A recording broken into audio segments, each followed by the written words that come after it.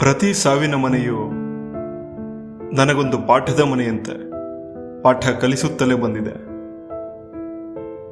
ಎಲ್ಲರನ್ನೂ ನಗಿಸುತ್ತಿದ್ದ ವ್ಯಕ್ತಿ ಎಲ್ಲರನ್ನೂ ಅಳಿಸಿದ್ದನ್ನ ನಾ ಕಂಡೆ. ಎಲ್ಲರನ್ನೂ ಮಾತಾಡಿಸುತ್ತಿದ್ದ ವ್ಯಕ್ತಿ ಚಿರಮೌನಕ್ಕೆ ಜಾರಿದ್ದನ್ನ ನಾ ಕಂಡೆ. ಜನುಮದಿನವೇ ಇಹಲೋಕದ ಯಾತ್ರೆಯ ಮುಗಿಸಿದ ಗೆಳೆಯನನ್ನ ನಾ ಕಂಡೆ. ಶತ್ರುವಿನ ಸಾವಿನ ಸುದ್ದಿಯ ಕೇಳಿ ಮಂಕಾದ ಮನಸ್ಸನ್ನ ನಾ ಕಂಡೆ.